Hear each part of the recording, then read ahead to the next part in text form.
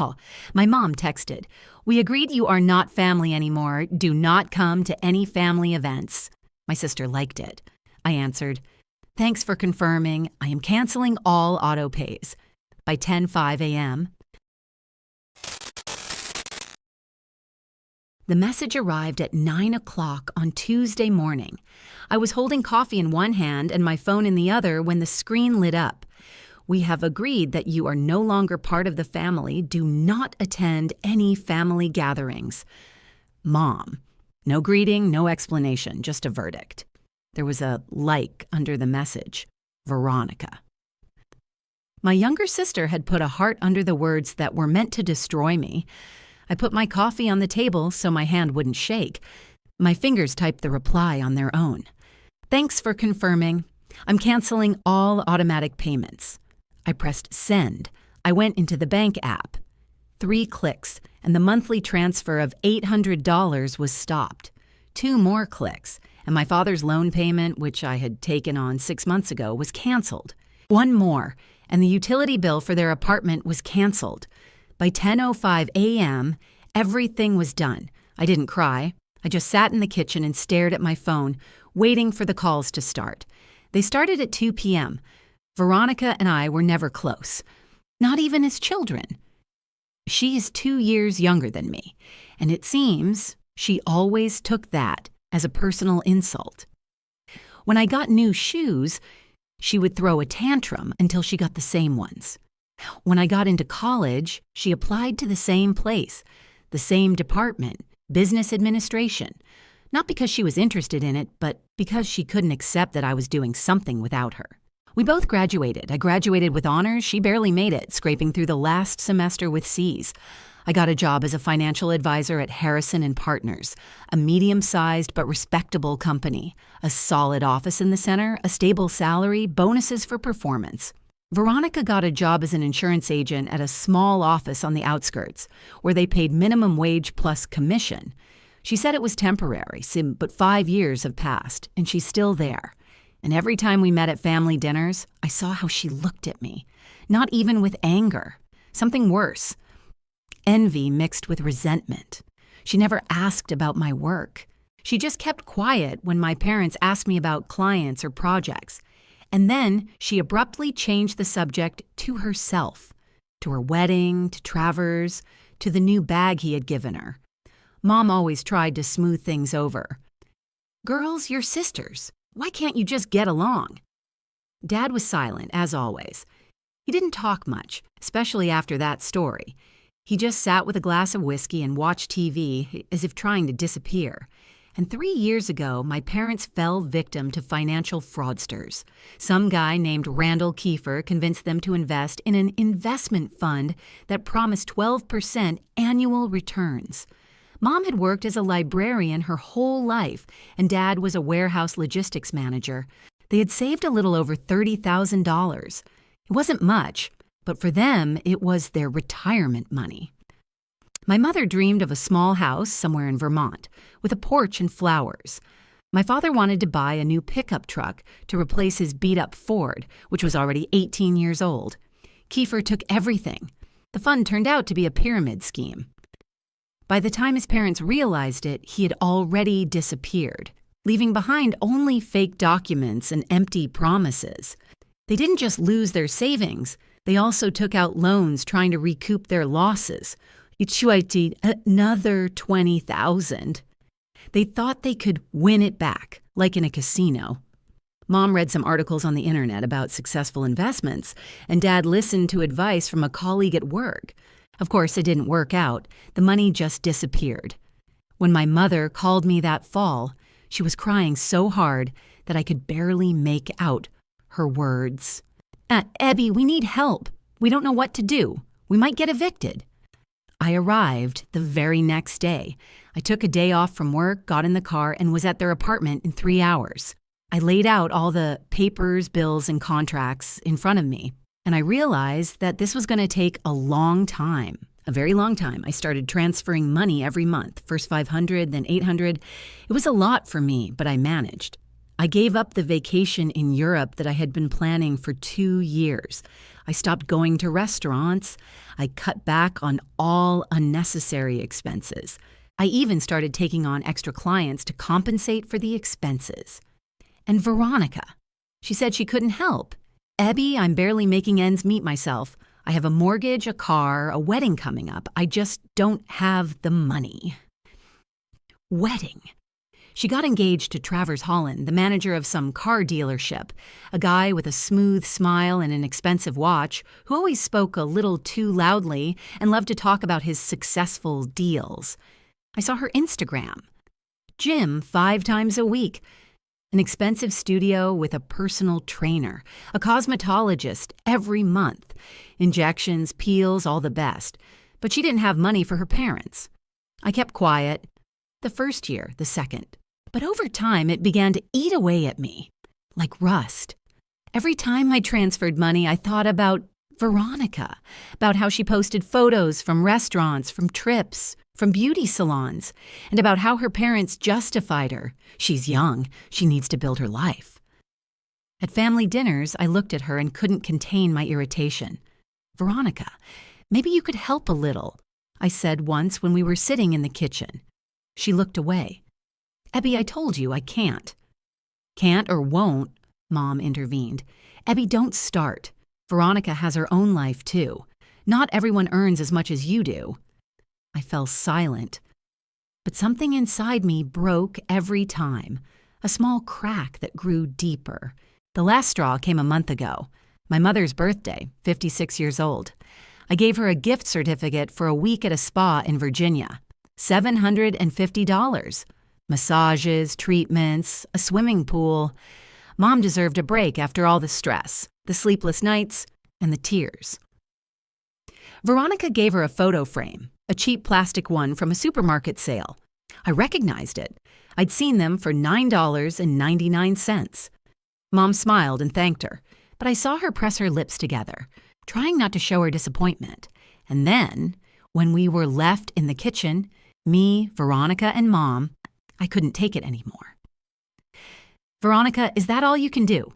A $10 frame? Ha! She blushed. Ebby, not everyone is as rich as you. It's not about wealth. It's about you not even trying. You know Mom and Dad are barely keeping their heads above water, but you don't care. Because you know I'll pull through anyway, like always. She started crying. Real tears, smudged mascara, trembling shoulders. You're always like this. You always think you're better than me. Mom stood up abruptly, the chair creaking. Her voice was sharp, cold. Abigail, that's enough. You're tearing this family apart with your arrogance. I stepped back as if I had been hit. Arrogance? Yes, you think that because you help us financially, you can judge Veronica. But you have no right. She's your sister. I took my bag and left without saying goodbye. I just left the apartment, got in the car, and drove home, gripping the steering wheel so tightly that my fingers ached. I didn't contact anyone for a week. I didn't answer calls or read messages, and then that message came. We've agreed that you are no longer part of the family. I looked at my phone. 6 missed calls from my mom, 2 from my dad, 1 from Veronica. I didn't answer. I just sat on the couch and stared at the ceiling, feeling something finally break inside me. And then another message came. From Veronica. Short, like a knife to the heart. You'll regret this. Another call came at 2 in the afternoon. Mom, I didn't answer. The second one came at 3. Dad, I ignored that one too. The third, fourth, fifth. By evening, there were 6. I sat on the sofa staring at the flashing screen, feeling nothing, only emptiness. And then the voice messages started. Abigail, you have to call me right away. How can you treat your own parents like this? Mom's voice trembled with indignation. Abby, this is serious. We're your family. Call us. Dad, restrained but tense. I didn't answer. I deleted the messages and put my phone face down. The next day, all hell broke loose. My mother called every morning at 8 before I had finished breakfast, then at noon when I was in a meeting, then at 7 in the evening when I was trying to make dinner, every day without exception, sometimes several times a day. You're heartless, Abigail, a heartless egoist. We gave you life, raised you, and you're abandoning us when we need help the most. Do you even realize that we could end up on the street? I listened without interrupting. Then I said calmly, Mom, you kicked me out of the family. You wrote yourself that I'm no longer part of your life. I just accepted your decision. It was an emotional moment. You know I didn't mean it. How can you be so literal? Veronica liked your post. Does she think so too? Mom was silent for a moment, then exploded. Veronica is a normal girl trying to live her life, and you're using money as a weapon against your own family. You've become cruel, Abigail, cold and cruel. I hung up the phone. I blocked my mom's number, then my dad's, then Veronica's. But they found another way to reach me. A week later, my Aunt Joyce, my mother's sister, called me. Ebby dear, what happened? Lorraine says you refused to help them because of some petty quarrel. Is that true? I can't believe it. I clenched my teeth. Auntie, it's a complicated situation. I don't want to discuss it. But they're your parents. How can you abandon them in their time of need for the sake of your career? They gave you everything, an education, support, for the sake of my career. That's how they put it. I'm a heartless careerist who forgot about her family for money. I replied briefly, Aunt Joyce, ask Veronica why she's not helping, and ended the conversation. But the calls didn't stop. My cousin Estella, who had always disliked me, called the next day. Ebby, I'm ashamed of you, really ashamed. How can you treat your mother and father like that? Uncle Wayne, who was always a little drunk at family gatherings, left a 5-minute voicemail saying that the younger generation has forgotten family values. Even my grandmother's friend, whom I had seen twice in my life, wrote to me on Messenger. Dear, I heard about your situation. I hope you can find forgiveness in your heart. They had all heard the same version of the story. Abigail McCrory had abandoned her parents in their time of need because she thought she was too important to worry about her family. I went into the family chat, which I had been added to 5 years ago. There were several screens of messages. I started scrolling. Veronica wrote a long post. It's hard to see someone in your family put money above family. Mom and Dad have always supported us, and now that they need help, one of us has just turned away. It hurts a lot. But I believe that family is the most important thing, and we will get through this together. There were dozens of comments under the post. Hang in there, Vero. Who would have thought that Abby was so cold? Money changes people. Good for you for supporting your parents. I left the chat. I blocked everyone except my 2 cousins, Marlene and Casey, who didn't write anything and stayed out of all the drama. Marlene called me that evening. Ebby, I don't know what happened there, but I don't believe what they're saying. Just wanted you to know. You've always been the smartest of us all. I thanked her. For the first time in a week, I felt like I wasn't completely alone. But the worst was yet to come. A month later, my mom sent me one last message from an unknown number because I had blocked the old one. We no longer have a daughter named Abigail. You are dead to us. I read it while sitting in the office during my lunch break. I put my phone on the table and just stared at it. My colleagues around me were laughing and discussing their plans for the weekend, and I sat there and stared at those words. Dead to them. I didn't cry. I just sat and stared at those words until they stopped meaning anything, until they became just a set of letters on the screen. That same evening, I found out that my parents had sold one of the cars, my dad's old Ford, which he had been driving for the last 18 years. They sold it for $2,500. Less than it was worth, but urgently. They also put some of the furniture up for sale on the internet. My grandmother's chest of drawers, which had been in the living room since I was born. The old sideboard with carved doors. The living room rug that my mother cherished like the apple of her eye. Even the floor lamp that my father bought for their 20th wedding anniversary. They were trying to save the apartment. They sold everything that had any value. And Veronica? I accidentally saw her Instagram through Marlene's account. She asked me not to block her so she could at least keep her finger on the pulse of what was happening in the family. Veronica posted a photo of a new car, a shiny gray sedan, the latest model, fresh from the dealership. The caption read, "A new life begins with new opportunities. When you believe in yourself, the universe helps you." I called Marlene that same evening. "Did you see that?" "Yes, I did. Ebby, she took out a loan. I heard from Aunt Joyce. She says she needs a reliable car for work. The old one broke down and she needed to buy something urgently. For work, a reliable car for $30,000. And nothing for her parents." I put down the phone and closed my eyes. I felt something hot rising in my chest. Anger. Pure, sharp, burning anger. But the real war didn't start with that.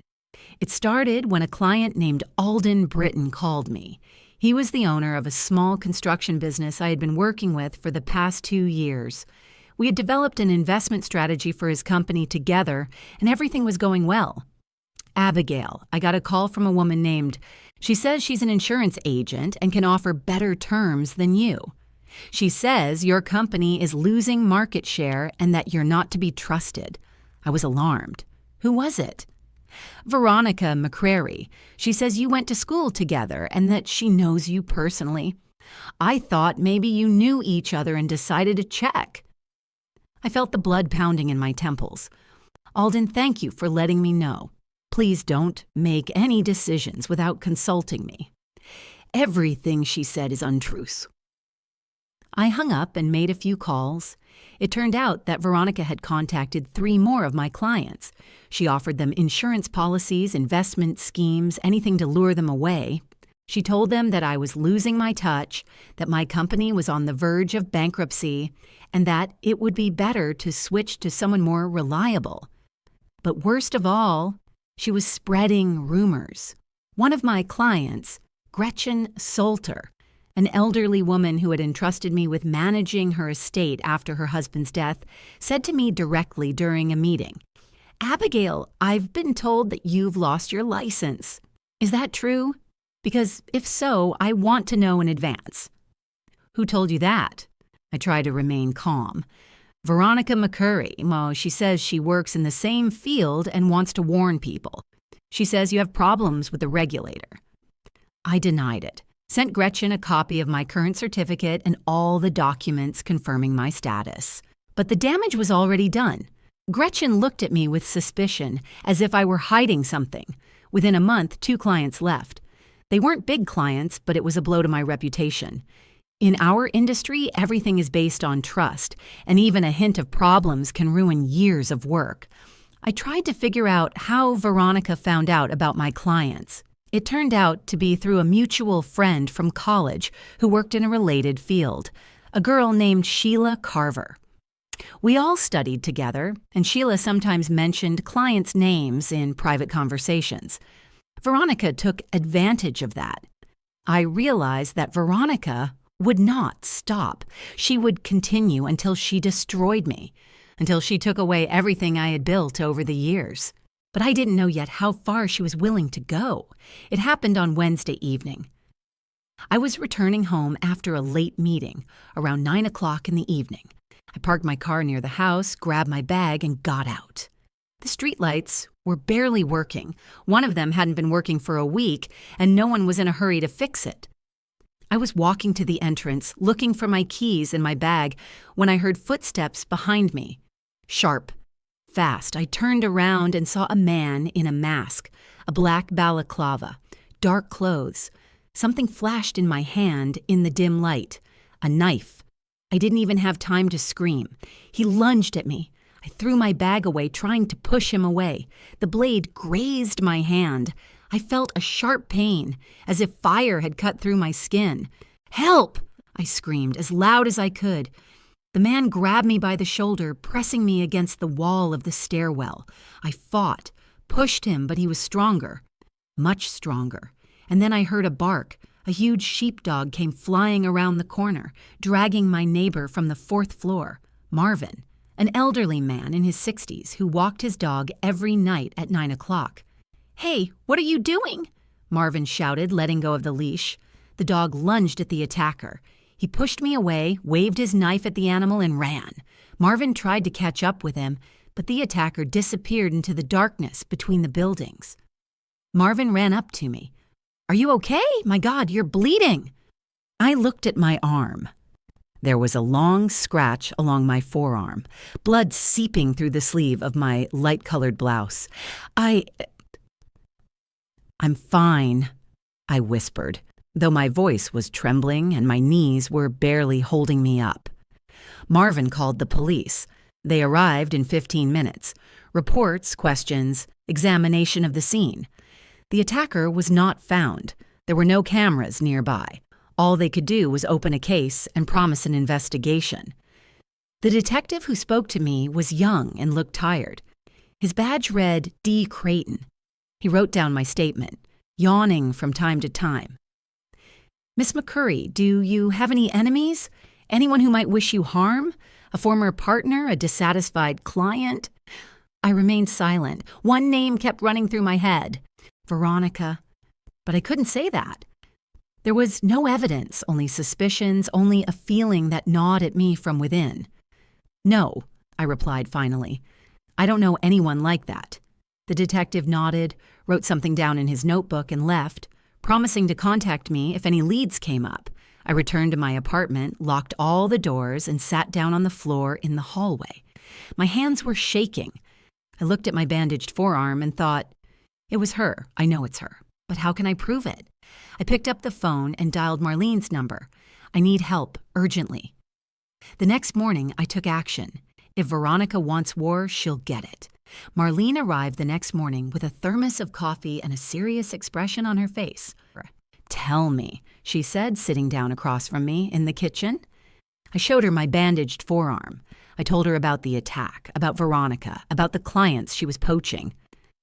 Marlene listened silently, nodding from time to time.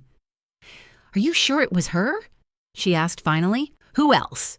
She's ruining my reputation, stealing my clients, spreading lies, and now this." Marlene thought for a moment. "But there's no evidence. The police found nothing. If you accuse her without evidence, it will only make the situation worse." I knew she was right. Then what should I do? Look for evidence. If Veronica is willing to go this far, she must have done other things. We need to find something that will stop her. She took out her phone and found a number. I have a friend, a former police officer who now works as a private investigator. His name is Glenn Tarbell. He helped me a year ago when I had problems with a business partner. He's good, discreet. I wrote down the number. "Thank you." "Abby," Marlene said, putting her hand on mine, "be careful. If she really hired someone to kill you, this is no longer just a family quarrel. This is serious." I knew. I felt it with every fiber of my being, with every cell in my body. Glenn Tarbell turned out to be a thin man in his 50s, with gray temples and a piercing gaze. We met at a coffee shop on the outskirts of town, where none of my acquaintances ever go. I told him everything. About my family, about Veronica, about the attack. He listened, occasionally taking notes in a worn notebook. "How old are you?" he asked suddenly. 30. "And your sister?" 28. He nodded. Usually in cases like this, there's more than just jealousy. If she's willing to go this far, it means she has something to hide. People attack when they feel threatened. "Can you find anything?" "I can try. Give me a week. I'll check her finances, her job, her personal life. If there's anything suspicious, I'll find it." I paid him a deposit, $500 he promised to call when he had results. The next week was the longest of my life. I went to work, met with clients, tried to stay calm, but inside everything was boiling. I couldn't sleep properly, constantly looked over my shoulder on the street, afraid of every stranger. And finally, Glenn called. "Miss McCurry, we need to meet. I found something interesting." We met at the same coffee shop. Glenn put a folder with documents in front of me. Your sister works for an insurance company called Shieldcraft Insurance. It's a small office, but it has a decent turnover. I talked to a few people who worked with her. She's not very popular among her colleagues." He leafed through the papers. Over the past year, she has received at least 4 official complaints from clients. One woman, Barbara Inwood, did not receive an insurance payment after her husband's death. It turned out that Veronica had filled out the contract incorrectly. She had missed an important point, but she told the client that everything was fine, and the client trusted her. Did Barbara sue the company? No. The company paid her compensation unofficially to avoid a scandal, but Veronica received a reprimand. He showed me a few more documents. There are 3 more clients with similar stories. She sold them policies that were not suitable for them. She overcharged them. In one case, she even forged a client's signature on a document to get a bonus. I felt something tighten in my chest. Is this true? I have copies of complaints and internal company investigations. Someone from HR gave it to me for a small fee. Officially, the company is keeping quiet about it because they don't want to damage their reputation. What about the assault? Have you found anything about that? Glenn shook his head. Not yet, but I'm still digging. If she hired someone, there must be a trace somewhere. A payment, phone calls, something. Give me a little more time. I took the folder. How much do I owe you? Another $500, but if you want me to continue, there will be more. Continue? I returned home with the folder of documents and sat at my desk for a long time, rereading everything. Veronica had deceived people. She had falsified documents. She had ruined other people's lives for her own benefit. And suddenly, I knew what to do. I made copies of all the documents. I sent one folder anonymously to the management of Shieldcraft Insurance. I sent the other to Barbara Inwood and other affected clients with an accompanying letter. You should know the truth about who was serving you. But that wasn't all. Glenn also found something about Travers Holland, Veronica's fiancé. It turned out that he had never officially divorced his ex-wife. They had separated 2 years ago, but had not filed for divorce. And now he was planning a wedding with Veronica. What's more, he was still seeing his ex. Glenn had photos. Travers and a blonde woman having lunch together at a restaurant, kissing by her car. I printed out the best pictures and put them in an envelope along with a copy of Travers' marriage certificate, which Glenn had obtained from public records. I wrote a short note. He's lying to you. He's still married and seeing her. I sent it to Veronica anonymously. I didn't feel any satisfaction. I was just doing what had to be done. 2 weeks later, everything started to fall apart. Veronica was called in to meet with the management of Shieldcraft Insurance. Marlene, who had connections in various places, told me that there was a long conversation with the director and the company's lawyer. They showed her documents, complaints, and evidence of fraud. She tried to deny everything, but there was too much evidence. She was fired that same day without severance pay or references, and the next day, Travers disappeared. Veronica posted on Instagram, her only post ever. No photo, just text. When you think you know someone and then you find out the truth, the wedding's off. Marlene sent me a screenshot. I looked at it and felt nothing. No pity, no joy. But the most interesting thing happened a few days later. Veronica tried to move in with her parents. I found out about it from Marlene, who heard it from Aunt Joyce. She arrived with 2 suitcases and asked to stay with them for a while. She says she lost her job, and her fiancé dumped her. But do you know what happened? What? Her parents kicked her out. Her mother yelled at her. Aunt Joyce heard everything.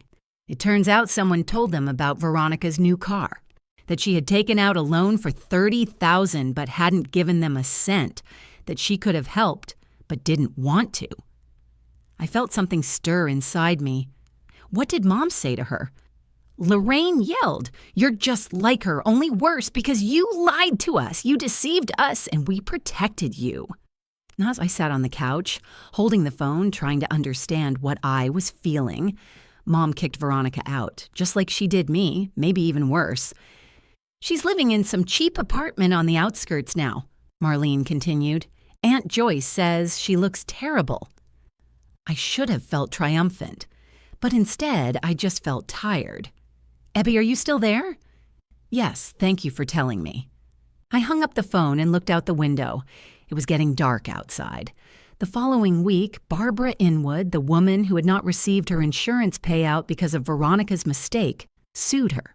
Not the company, her personally, for negligence and emotional distress. The case quickly gained publicity. The local newspaper wrote an article, Insurance Agent Cheated Widow. It included photos of Barbara, quotes from her interview, and a story about how she trusted Veronica, who let her down at the most difficult moment of her life. I read the article while sitting in the office during my lunch break. Something turned in my stomach. I knew Veronica deserved it, but watching it all fall apart was strange. At the same time, Glenn continued to dig. He checked phone records, financial transactions, everything he could get his hands on. One morning, he called me. Miss McCurry, we need to meet, urgently. We met at the same coffee shop. Glenn looked worried. I found the person who hired the attacker. I sat up straight. Who? He put a folder in front of me. It's not your sister. I froze. What? I traced the payment. 2 days before the attack, someone transferred $2,000 in cash through an intermediary to a guy named Jared Klein. He's well known. He works on commission. Small jobs, threats, beatings, not murders, but pretty serious stuff. And who hired him? Your client, Cole Darrington. I didn't understand right away. What? Cole. Glenn nodded. The owner of the laundromats. I checked. He lost money a year ago due to a bad investment. He blamed you for it, wrote complaints, made threats. But nothing helped, so he decided to take other measures. I sat there, unable to say a word. Cole. Not Veronica. Cole. I have evidence, Glenn said. Financial records, phone calls, testimony from a middleman who confessed in a plea bargain with the police. I've already handed it over to Detective Cretin. They'll arrest Darrington within 24 hours. I stared at the folder, unable to move. All this time, I thought it was Veronica. I built everything around that. And it turned out... Miss McCurry, are you okay? I nodded, though I wasn't sure. Yes. Thank you, Glenn. You did a great job. He looked at me with something like sympathy. I'm sorry it wasn't what you expected. I went home and just sat on the couch all evening. Cole hired the attacker, not Veronica. She ruined my reputation, stole my clients, spread rumors, but she didn't try to kill me. Meanwhile, I destroyed her life. I looked at my phone. No messages, no calls. Then suddenly the screen lit up. Unknown number. I picked up the phone. Hello? Abigail. My mother's voice, cold, tense. We need to talk. We need to talk, my mother repeated. I was silent, holding the phone to my ear. I didn't know what to say. Abigail, can you hear me? I can hear you. We need your help. We can't live like this anymore. Our debts are eating us alive. I closed my eyes. Mom, you kicked me out of the family. You said I was dead to you. It was... Abby, we were blinded. Veronica lied to us. We didn't know. And now you know and you want money. Silence. Then my mother said tensely, we'll talk about this later. Now is not the time. She hung up. I sat there staring at the phone, not understanding what had just happened, but I didn't have time to think about it. The next morning, Detective Cretin called me. Miss McCurry, we've arrested Cole Darrington. I want you to know that we have enough evidence to press charges. I felt relief mixed with something else. What will happen to him? That's up to the court, but with what we have, he'll definitely go to prison, at least 2 or 3 years. I thanked him and hung up. Cole Darrington. I remembered him well. He came to me a year ago, a short man in his 40s with nervous tics and a constantly tense expression on his face. Owner of 3 self-service laundromats. Not rich, but a stable business. He wanted to invest. He had about $50,000 in savings and dreamed of multiplying it. I analyzed his financial situation and suggested a cautious strategy. Yeah, diversification, part in bonds, part in index funds, a little in stocks of stable companies, nothing risky. It was supposed to bring him a stable 6 to 8% per annum, but that wasn't enough for Cole. 6%, he said at the time. Abigail, at that rate, I'll never get rich. I need something more. I warned him. Cole, higher returns mean higher risk. If you want quick money, you could lose everything. I understand the risks, but I'm willing to try. I gave him a few options, including crypto startups that promised high returns. But I made it clear this is very risky. I don't recommend investing more than 10 to 15% of your capital in this. Cole nodded, thanked me, and left. And then he ignored all my advice. He invested all $50,000 in some crypto project that promised 300% profit per year. I only found out about it 3 months later when he called me, yelling into the phone, "You ruined my life. I lost everything. It's your fault." I tried to explain, "Cole, I advised you not to invest more than 15% in risky assets. You ignored my advice." "You should have stopped me. You should have insisted." But I couldn't stop him. I'm not his babysitter. I'm a consultant. I give advice and the client makes the decision. Cole started writing complaints. First to my management, then to the regulatory authorities. He demanded compensation, claiming that I had advised him incorrectly. But all his complaints were rejected. I had records of our meetings, notes, signed documents that clearly stated the risks. I did everything right. And then he decided to take a different approach. He hired Jared Klein to intimidate me, maybe even something worse. Glenn said the instructions were vague. Make her regret it. I was sitting in the office of my lawyer, a woman named Rochelle Hendricks, who had been recommended to me by one of my clients. She was sharp, straightforward, and didn't tolerate nonsense. "We're going to sue him," she said, looking over the documents, "for assault, for slander, for emotional distress. With the evidence we have, we'll win." "How long will it take?" 6 months, maybe more. It depends on how fast the system moves. But you'll get compensation, and he'll go to jail. I nodded. I felt tired. I just wanted it all to be over. The case moved slowly, as Rochelle had predicted. Preliminary hearings, gathering evidence, questioning witnesses. Cole tried to deny everything, but the evidence was irrefutable. Phone records, financial transactions, the testimony of Jared Klein, who confessed in a plea bargain. During one of the court hearings, I saw Cole for the first time since the attack. He was sitting at a table with his lawyer, looking smaller and older than I remembered. His face was gaunt, his hair gray, his shoulders hunched. When our eyes met, he looked away. Rochelle was convincing. She presented all the evidence, showed the records of our meetings, the documents with my recommendations. She proved that Cole had acted contrary to my advice and was now trying to shift the blame onto me. "Ms. McCurry did her job flawlessly," she said in her closing statement. "Mr. Darrington ignored her professional recommendations, lost money because of his own greed, and decided to take revenge. He hired someone to attack her with a knife. This is not just a mistake, it's a crime." The jury handed down a verdict, 3 years in prison and $120,000 in compensation. Cole turned pale when he heard the verdict. His lawyer was saying something to him, but he wasn't listening. He just stared at the floor. I left the courtroom and breathed in the fresh air. I felt relief, but not joy. I just wanted to get back to my normal life. Rochelle approached me at the exit. "Congratulations, you won." "Thank you for your work." She nodded. "Now you can finally rest. It's all over." But it wasn't. During the months that the case against Cole was going on, I almost forgot about Veronica. I was too busy with court hearings, meetings with my lawyer, and rebuilding my reputation at work. But one evening, Marlene called me. "Abby, have you seen the news about Veronica?" "No, what happened?" "She's being sued. 3 clients already, including that woman, Barbara Inwood. They proved she falsified documents." I was stunned. "When did this happen?" "The last 2 months. The case is gaining momentum. The state commission revoked her license." She can no longer work as an insurance agent. I put down the phone and opened my laptop. I found an article in the local newspaper. Former insurance agent accused of fraud. There was a photo of Veronica, an old one from when she was still working, smiling, confident. Now she probably looked different. The article described the case in detail.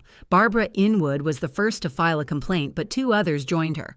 A man named Ralph Saunders, who lost money due to an incorrectly issued policy, and a young couple to whom Veronica had sold insurance that was completely unsuitable for them. They all managed to prove that Veronica had acted negligently and in some cases deliberately for her own benefit. She faced up to 2 years in prison for fraud and negligence. I read the article twice. I destroyed her life. I sent those documents, ruined her wedding, revealed the whole truth. And now the system was doing its job. But did she deserve it? Yes. She lied to people. She ruined my reputation. She may not have tried to kill me, but she definitely wanted to destroy me. And yet, somewhere deep inside, something hurt. I closed my laptop and looked out the window. It was getting dark outside. A week after Cole's sentence, my mother called me again. This time I picked up the phone. "Hello? Abigail." My mother's voice sounded different, tired, almost broken. "I need to talk to you." "I'm listening." She sighed. "Things are really hard for us. The debts aren't getting any smaller. We're barely making ends meet. Dad's working 2 jobs, but it's still not enough." I was silent. "Abby, please, we need your help. Without you, we won't be able to pay off our debts. We could be evicted by the end of the year." I felt something stir inside me. "Mom, you kicked me out of the family. You said I was dead to you." "I know, I was wrong. We were all wrong. You defended Veronica when she lied to you. You blamed me for everything. You spread rumors among our relatives." Mom was silent. Then she said quietly, "We didn't know the truth. You didn't want to know it. It was easier for you to blame me." Silence again. "Abby, I understand that we hurt you, but we are your parents. We're not perfect, but we're your family."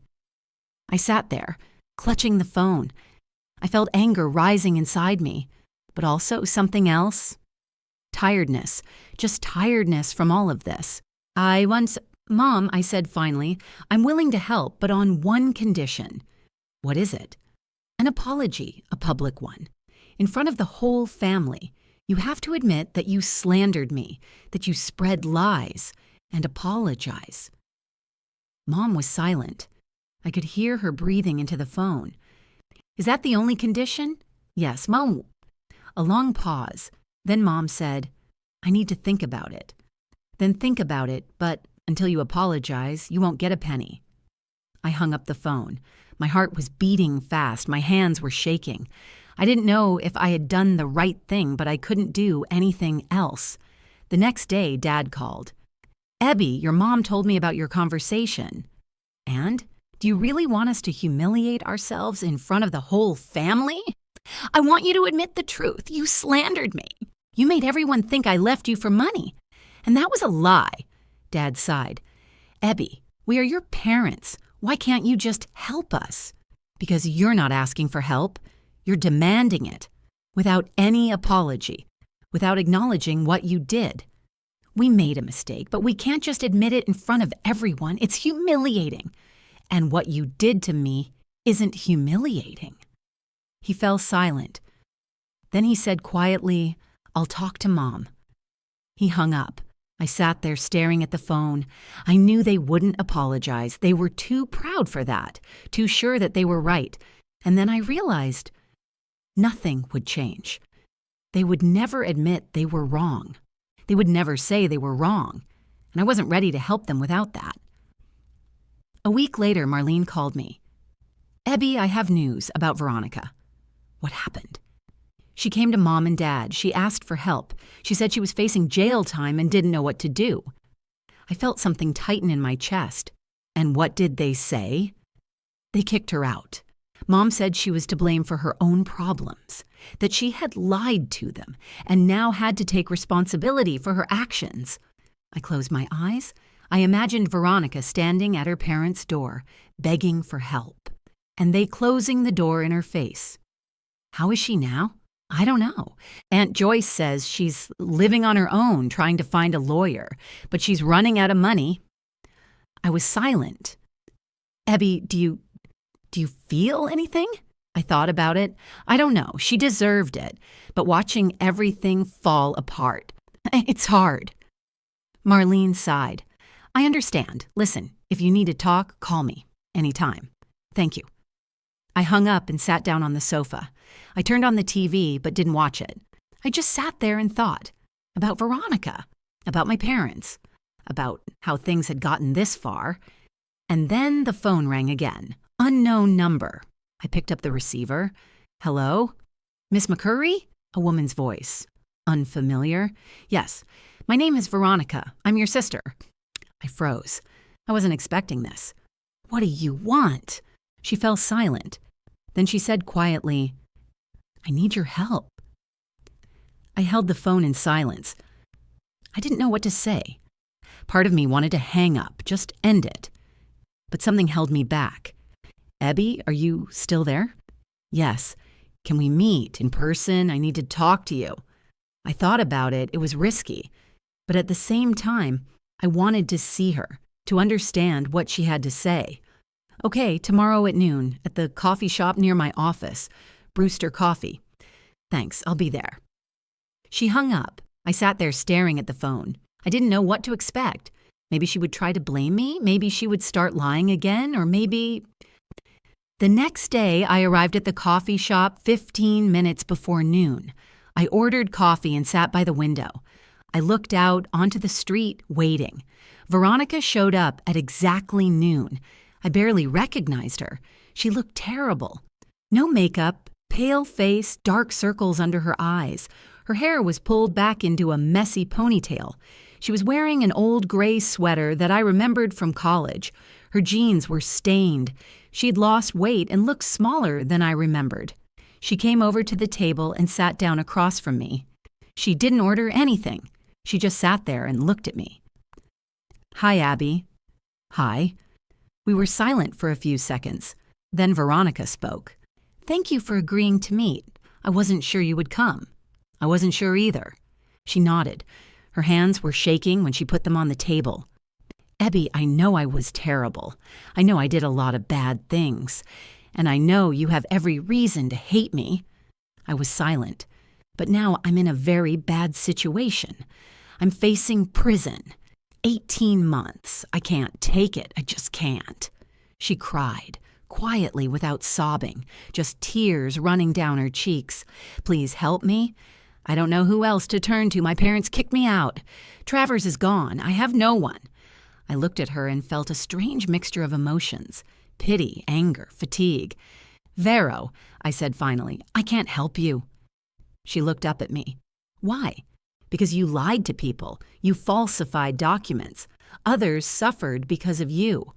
An elderly woman didn't receive her payment after her husband's death because of your mistake. You destroyed other people's lives for your own gain. I know, but I didn't want it to happen. It just got out of control.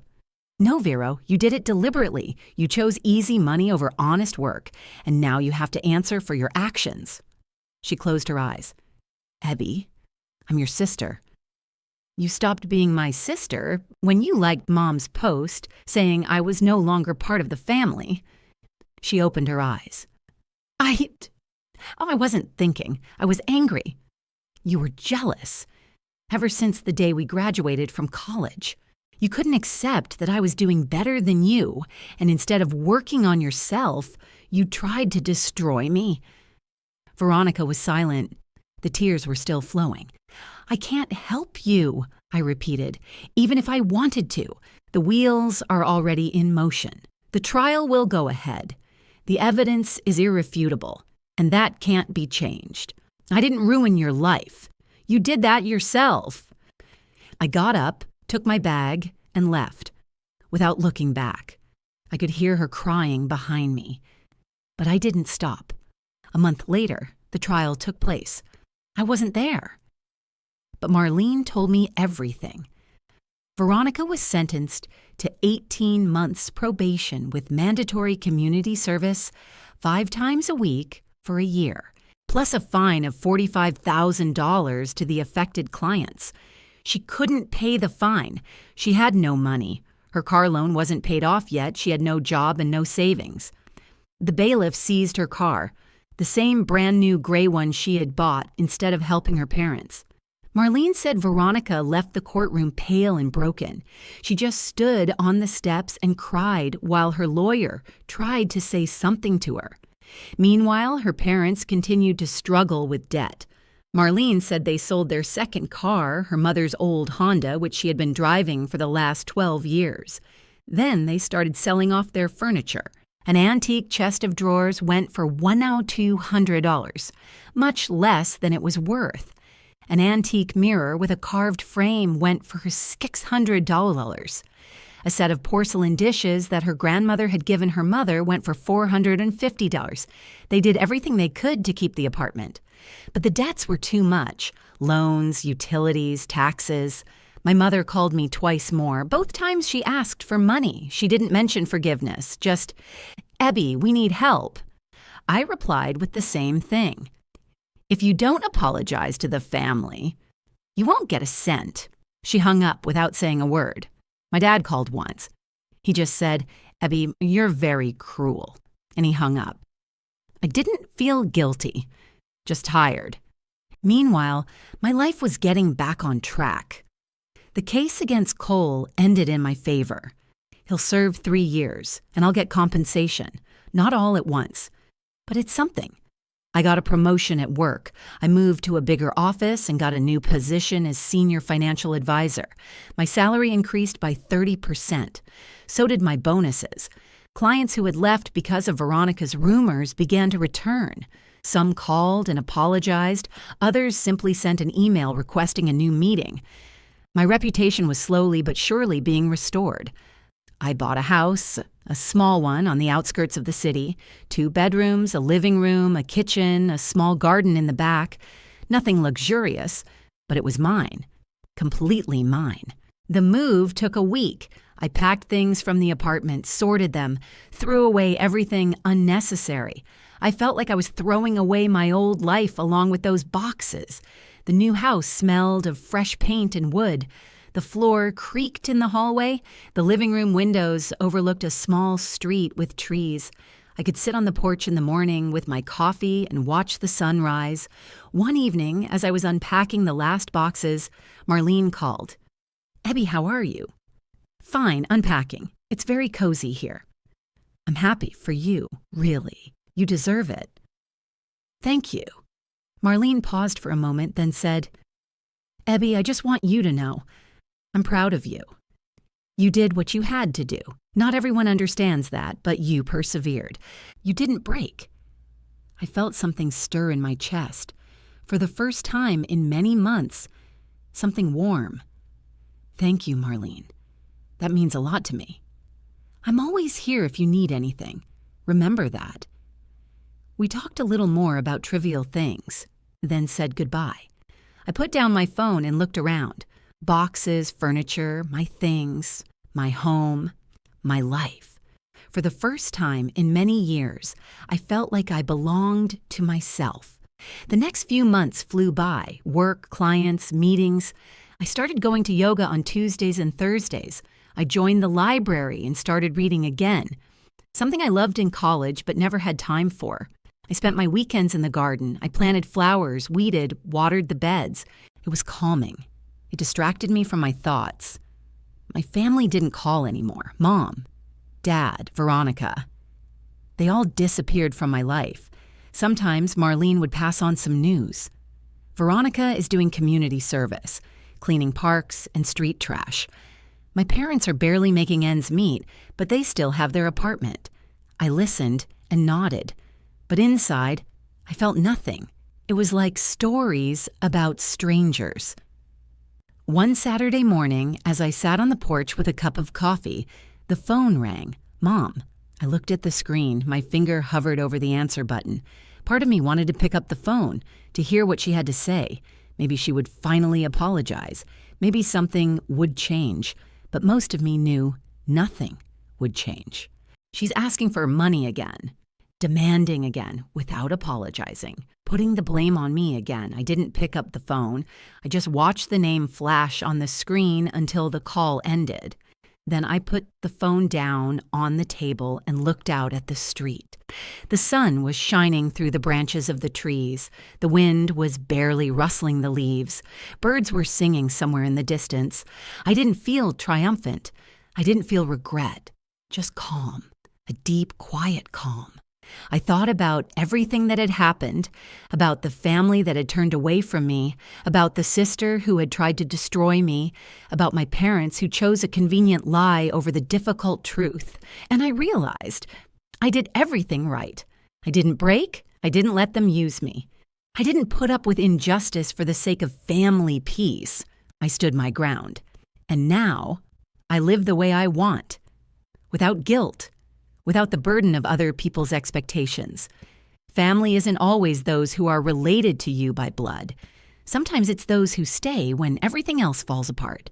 Marlene, Case, a few friends from work who supported me all this time. And sometimes family is just you, and that's okay too. The phone rang again, Mom for the second time. I looked at the screen. Then I turned off the sound and put the phone face down. Maybe someday I'll answer, when they're ready to admit their mistakes, when they can say, we were wrong, we're sorry. But not today, not after everything.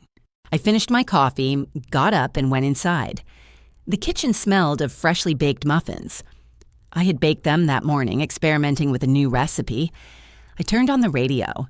Soft music filled the room. I looked at my house, my things, my life, and I smiled.